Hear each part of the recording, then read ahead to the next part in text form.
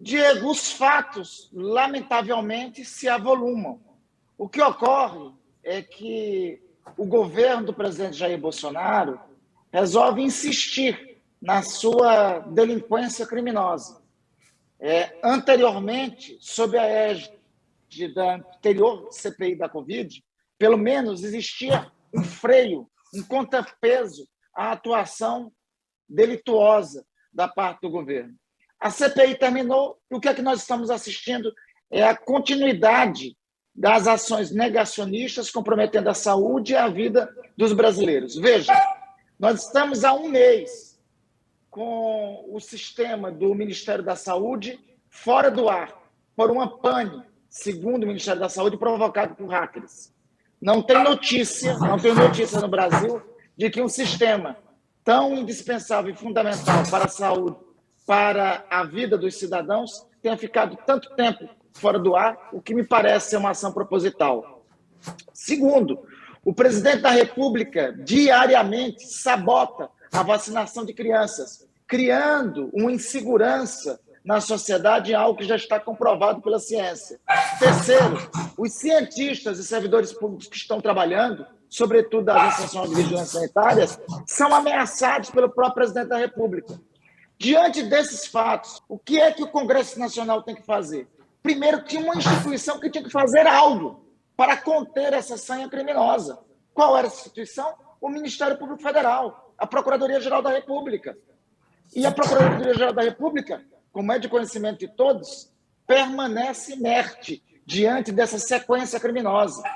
O que nós faremos no âmbito do Congresso Nacional? Eu, de fato, não gostaria de propor outra etapa de inquérito para investigação. Não gostaria, não era do nosso interesse. Mas nós vamos ficar como? De braços cruzados, vendo esses crimes serem praticados em larga escala, sem nada fazer, vendo daqui a 2 semanas, começam as aulas. A vacinação das crianças está sendo sabotada pelo próprio governo. Nós estamos um mês, nós estamos navegando, Portela, no escuro em relação a dados do Ministério da Saúde. Não sabemos efetivamente os números exatos de doses de vacina, o número de contaminados. Nós já estamos com um caso crescente com a variante Ômicron dominante no país, e o Ministério da Saúde simplesmente não dá satisfação porque o seu sistema fica fora do ar. O presidente da República, olha o absurdo, o presidente da República ameaçou servidor público, cientista no exercício de sua função. Diante desses fatos, o que vamos fazer? A gente está peticionando o Supremo Tribunal Federal, nós chamamos a comissão representativa do Congresso não atua.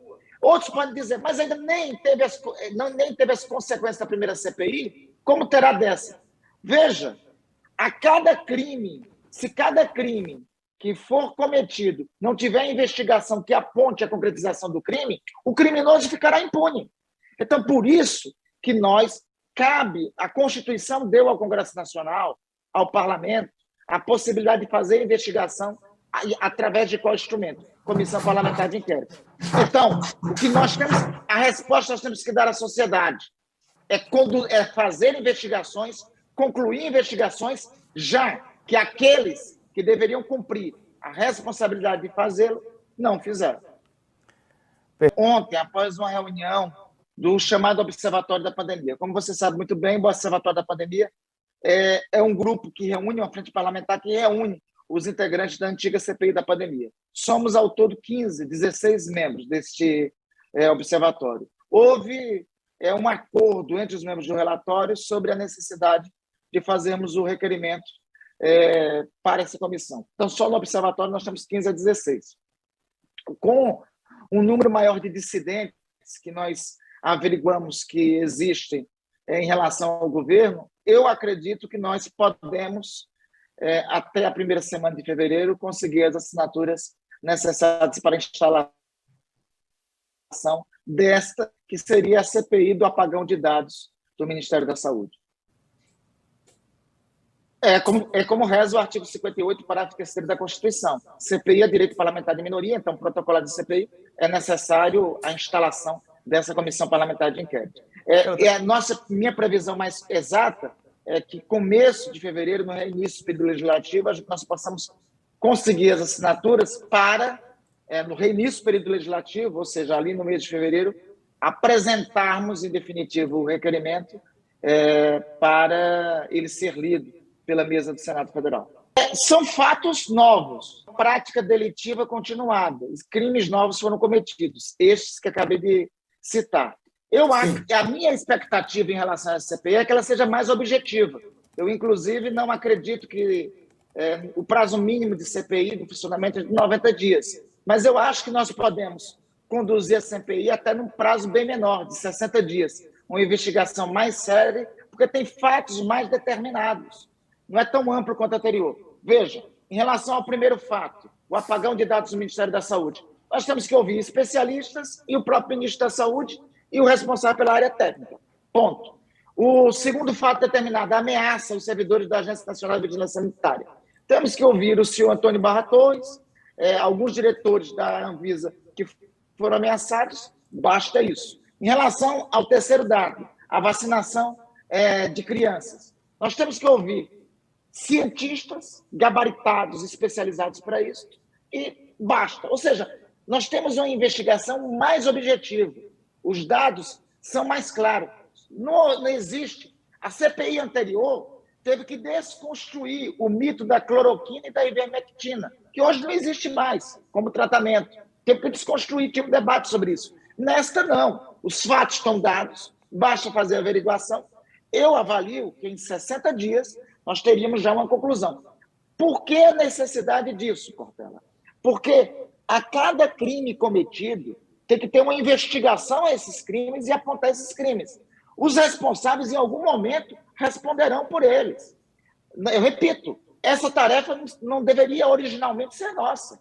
Essa tarefa deveria ser do parlamento. Quem tinha essa tarefa, em primeiro lugar, é o Ministério Público. Quando o Ministério Público não cumpre, nós temos que fazê-lo. Diego, o presidente da República, mais uma vez, fez o que ele está fazendo desde dezembro em relação à vacinação das crianças. Mente.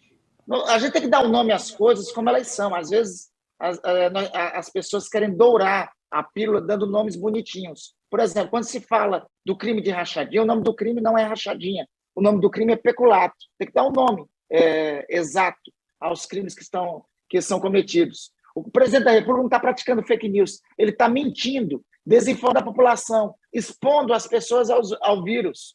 Os dados, mesmo os dados distorcidos do Ministério da Saúde, sob a chamada, abre aspas, pane, fecha aspas, do sistema, apontam um crescimento do número de casos de 630%. A irresponsabilidade do presidente da República é tamanha que ele declara isso enquanto por todo o país as unidades básicas de saúde, os postos de saúde estão todos lotados. Só não tivemos um aumento considerável do número de mortes, não tivemos um aumento considerável da ocupação de leitos de UTIs, embora tenha aumentado também o número de mortes e a ocupação de leitos de UTIs. Vejamos os dados de ontem, mesmo os dados defasados, que inclusive devem ser objeto de investigação do Ministério da Saúde, apontam um crescimento de 15% do número de mortos. UTIs em São Paulo está 51% mais lotada. É uma atitude irresponsável, criminosa, como sempre. Agora, a pergunta, Diego, que tem que ser feita. Hoje, o presidente da República cometeu mais um crime pela manhã. Alguém tem notícia se foi instaurado algum procedimento da parte do Ministério Público Federal? Alguém tem notícia se o Procurador-Geral da República instaurou um procedimento para investigar a prática delitiva continuada ocorrida no dia de hoje? É mais uma, de uma série que vem desde dezembro do ano passado.